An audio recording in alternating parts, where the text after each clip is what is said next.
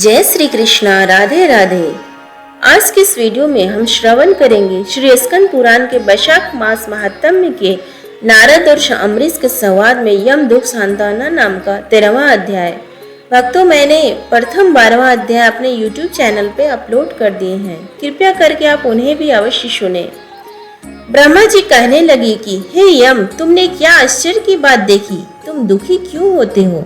सद्गुणों में ताप करने से वह ताप मारणांतिक होता है, उसके उच्चारण करने मात्र से ही परम पद की प्राप्ति होती है। फिर राजा के शासन से विष्णु लोक को क्यों नहीं जाए? जो गोविंद को एक बार भी प्रणाम करे तो 100 अश्वमेघ यज्ञों के समान फल मिलता है। यज्ञ की करने वाले को तो फिर जन्म लेना पड़ता है, परंतु जो हरि भगवान को प्रणाम करते हैं उनको फिर से जन्म ही नहीं होता। उस प्राणी को कुरुक्षेत्र जाने से क्या या सरस्वती में स्नान करने से क्या, जिसकी जीवा के अग्रभाग पर हरि ये 2 अक्षर विराजमान है। जो ब्राह्मण चांडाली अथवा विशेषकर रजस्वला से संगम करता है, यदि वह नित्य प्रति विष्णु भगवान का स्मरण करे तो विष्णु लोक को चला जाता है। अभक्ष्य भक्षण करने से जो बहुत से पाप इकट्ठे हो जाते हैं, उन पापों से छूटकर विष्णु भगवान का स्मरण करने से ही प्राणी विष्णु की सायुज्यता प्राप्त करता है। हे यम, ऐसे ही यह वैशाख मास भी विष्णु भगवान को बहुत प्रिय है। इसके धर्मों के सुनने से संपूर्ण पाप दूर हो जाते हैं। जो पुरुष वैशाख में कहे धर्मों को करता है और उसके गुण अनुवाद गान करता है, उससे भगवान प्रसन्न होते हैं। वह निश्चय ही वैकुंठ को जाता है, अर्थात वैशाख उक्त धर्मों को करने वाला अवश्य ही उस गति को प्राप्त करता है। वह जगत का स्वामी पुरुषोत्तम हमारा भी तो पिता है। जो वैशाख के मास में माधव भगवान के प्रिय धर्मों को करता है, उस पर विष्णु भगवान प्रसन्न होकर सदा उसकी सहायता करते हैं। हे सौर्य, उस राजा का प्रभाव मेरे वश में नहीं, क्योंकि वासुदेव भगवान के भक्तों का अशुभ कहीं भी नहीं होता। उसको कुछ भी जन्म, मृत्यु, जरा, व्याधि और भय नहीं होते हैं। स्वामी का कार्य करने की जब तक नियुक्त पुरुष में शक्ति रहे तब तक कार्य किए जाए तो वह नरकगामी नहीं होता, और जब कार्य करने की शक्ति जाती रहे तब स्वामी से निवेदन कर दे, तब उस समय सेवक अरुण हो जाता है और वह नियोगी सुख भी पाता है। अतः जो अपने प्रयोजन को निवेदन करता है वह ऋण रहित हो जाता है और ना उसे कुछ पातक रहता है। यम की यह बात सुनकर ब्रह्मा जी बड़े सोच में डूब गए और अपने कर्तव्य का पालन करने पर देहधारियों का कुछ अपराध नहीं होता है। हे यम, जब तू इस कार्य के करने में असमर्थ है तो तेरा क्या दोष है? तू सोच मत कर।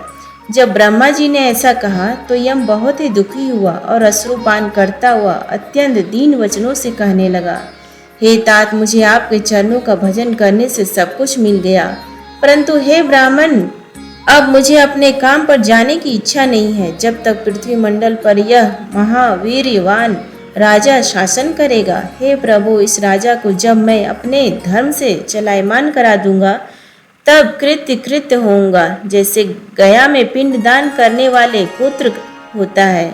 हे कृपालु, आप मेरे इस कार्य को सिद्ध कर दीजिए, तब मैं फिर शासन करूंगा। यम की यह बात सुन ब्रह्मा जी बड़े सोच में डूब गए और यम को अनेक प्रकार समझा कर कहने लगे, हे यम, विष्णु धर्म में परायण राजा का निग्रह तू नहीं कर सकता।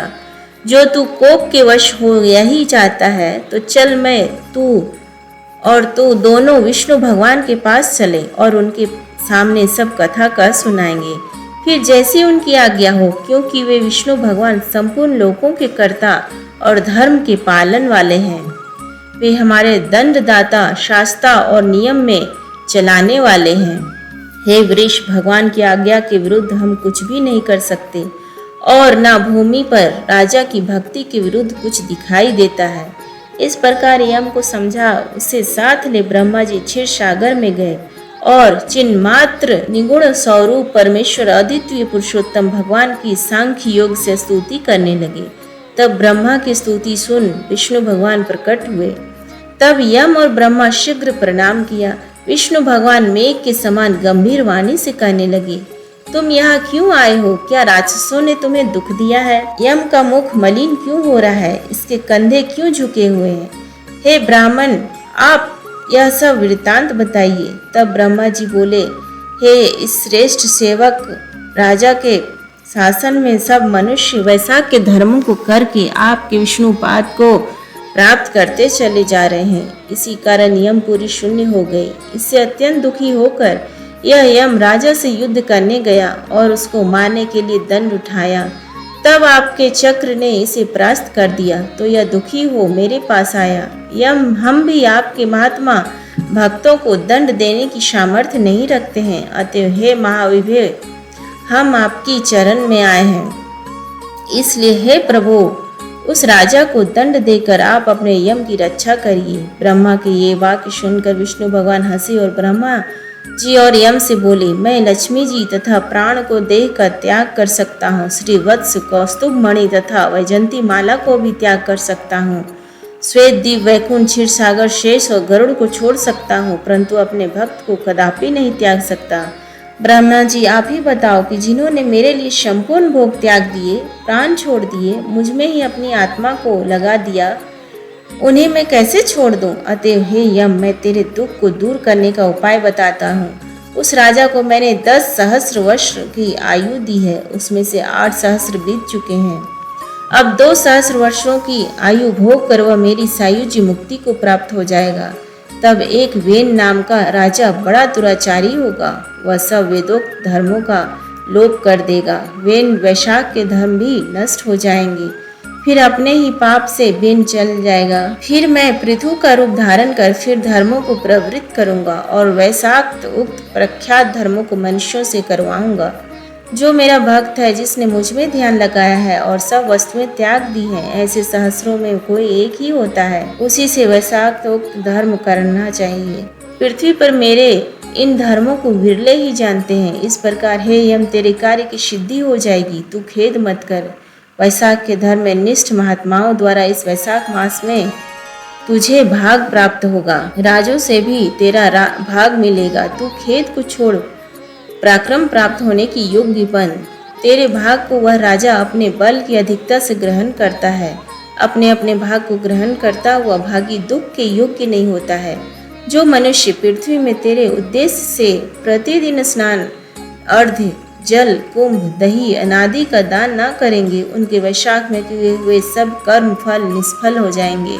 अतः तू उस राजा के ऊपर क्रोध को त्याग कर दे। वह राजा तेरा भाग देना, क्योंकि वह मेरा अत्यंत भक्त है। और जो कोई प्राणी तेरा भाग देकर वैशाख उक्त धर्मों में प्रवृत्त हो, उसको धर्म में तुम विघ्न मत करना। जो धर्म के पालन करता तुम्हें छोड़ केवल मेरा ही भजन करे, उनको तुम मेरी आज्ञा से अवश्य दंड देना। उस राजा से तुम्हें एक भाग दिलाने के लिए मैं अभी सुनंद को भेजता हूँ। मेरी आज्ञा से वह वहाँ जाकर तुम्हें भाग दिलवाएगा।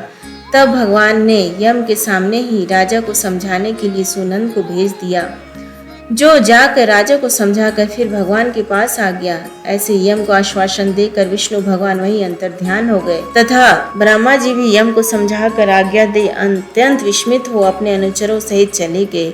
यम भी कुछ प्रसन्नचित्त हो अपनी पूरी को चला गया। फिर विष्णु भगवान की आज्ञा से जैसे सुनंद कह आया था, वैसे ही वैशाख के धर्मों में परायण सभी मनुष्य यम को यह भाग देने लगे। राजा ने सबसे कह दिया कि जो कोई धर्मराज का भाग नहीं देगा, उसके वैशाख में किए कर्मों को यमराज स्वयं ले लेंगे। अतः प्रतिदिन यम के निमित्त स्नान और अर्घ्यादि करना चाहिए, नहीं तो वैशाख के सब कर्म निष्फल हो जाएंगे। वैशाख की पूर्णमासी के दिन सबसे पहले धर्मराज के लिए जल का घड़ा और दही तथा अन्नदान हुए करना चाहिए। फिर पितृश्वरों के निमित्त, गुरु के निमित्त पीछे जनार्दन मधुसूदन भगवान के निमित्त शीतल जल, दही, अन्न, तांबुल, दक्षिणा और फल कांसे के पात्र में रखकर ब्राह्मण को अर्पण करे और मधुसूदन भगवान की प्रतिमा बनवाकर चलाने वाले गरीब ब्राह्मण को दे। संपूर्ण पूजा की सामग्री से उसी धर्मवक्ता ब्राह्मण की पूजा करे। सुनंद की आज्ञा पा राजा ऐसा ही करने लगा। तत्पश्चात राजा अपनी शेष आयु को पूरी कर यत्पोत्रादि समेत वैकुंठ को गया। जब वह राजा वैकुंठ धाम को चला गया, तब वेद नामक एक महानीच राजा हुआ। उसने सब धर्म और विशेषकर वैशाख के धर्मों का लोप कर दिया तथा मोक्ष के कारण धर्मों को प्राणी फिर भूल से गए। कोई भी वैशाख तो उक्त धर्मों को नहीं जानता था, क्योंकि बहु जन्मांतर के पुण्य इकट्ठे हो जाने पर प्राणियों की वैशाखोक्त धर्म करने में बुद्धि लगता है। यह सुनकर राजा मैथिल ने पूजा, महाराज आपने पहले यह कथा कही थी कि दुरात्मा राजा बेन पहले मनवंतर में हुआ और यह सूर्यवंश में इक्ष्वाकु के कुल में जन्मी। यह कथा मैंने आपसे पहले सुनी थी। अब आपने ऐसा कहा कि पूर्व राजा के वैकुंठ धाम जाने पर वेन राजा होगा। हे महामते श्रुतदेव, मेरे इस संशय को दूर कीजिए। श्रुतदेव जी बोले, हे राजन, युग और कल्पों की व्यवस्था पुराण में विषयानुसार है, अतः इस कथा की अप्रसंगता में तुम्हें शंका करना ठीक नहीं है। जैसे जैसे कुछ लोग जिन जिन कल्पों में कथाएं हुई हैं और मार्कंडेय जी ने मुझसे कही है, वह सब मैंने तुझको सुनाई। अतः वैशाख धर्म बहुत शुभ प्रसिद्ध नहीं, विष्णु भगवान के कोई विरले भक्त इन धर्मों को जानते हैं। इस प्रकार से श्री स्कंद पुराण के वैशाख मास के 13वां अध्याय समाप्त हुआ। बोलो विष्णु भगवान की जय।